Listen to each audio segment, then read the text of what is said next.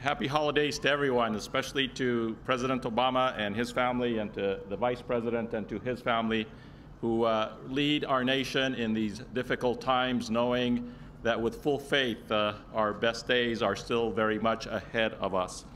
On behalf of the Department of the Interior, I want to welcome all of you to the 86th lighting of the National Christmas Tree.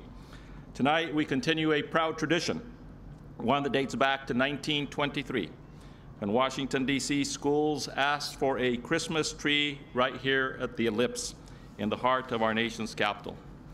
A few things have changed since President Calvin Coolidge lit our first national Christmas tree, a 40-foot balsam fir on Christmas Eve. The tree has changed. This year's tree is a Colorado blue spruce from the great state of Colorado. But the ways in which we are connected have changed as well. Tonight we are sharing this moment across the globe via live webcast, and for the first time ever, a national public television audience. But some things are still the same. We are reminded of the blessings which we share. We are reminded of the joy of friends and family in this holiday season. And we are reminded by this tree of the bounty that America offers to us. In return, as President Obama often reminds us, we are entrusted with the wise stewardship of our planet. So tonight, on behalf of the Department of Interior, the National Park Service, and the National Park Foundation, our hosts this evening in this very special national park, thank you for coming out to help celebrate a unique American holiday tradition. And now, on his first holiday season in this great house, with great joy and with great pride, I am honored to introduce to all of you the 44th President of the United States of America and the 15th President to light the national Christmas tree, President Barack Obama.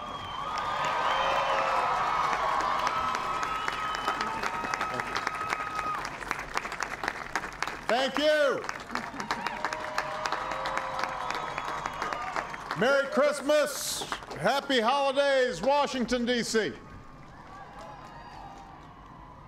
I want to, first of all, thank Secretary Salazar for not only the kind introduction, but the extraordinary work he is doing in preserving the incredible bounty and natural resources of this country.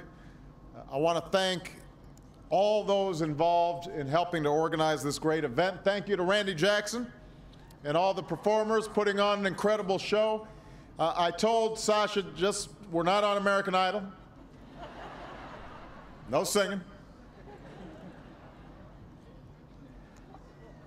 I also want to thank Neil Mulholland, John Jarvis, and Peggy Odell from the National Park Service for being with us, and all the Park Service employees who've worked so hard to put this event together. Give them a big round of applause.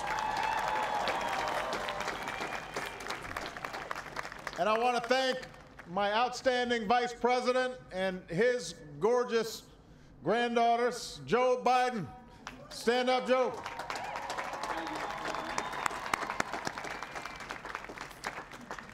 You know, in 1923, the Washington, D.C. public schools wrote a letter to the White House asking if they could put up a Christmas tree on the South Lawn. And First Lady Grace Coolidge said they could use the Ellipse. And in the 8 decades since, in times of war and peace, hardship and joy, Americans from every corner of this nation have gathered here to share in the holiday spirit. You know, tonight we celebrate a story that is as beautiful as it is simple. The story of a child born far from home to parents guided only by faith, but who would ultimately spread a message that has endured for more than 2,000 years.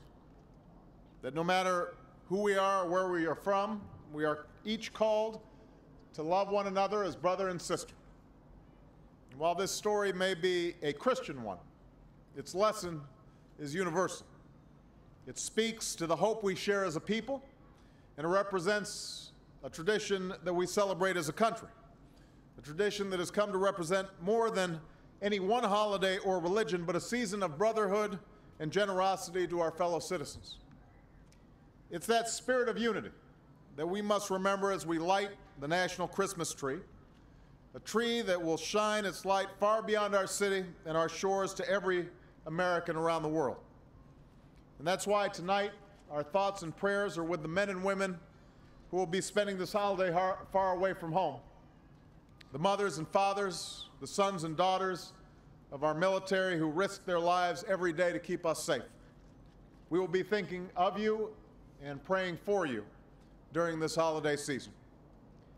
And let's also remember our neighbors who are struggling here at home, those who've lost a job or a home, a friend or a loved one, because even though it's easy to focus on receiving at this time of year, it's often in the simple act of giving that we find the greatest happiness.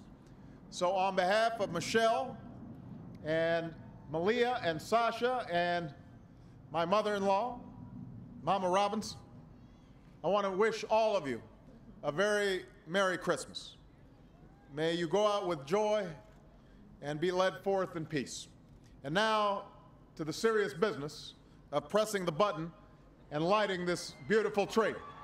So, guys, come up here.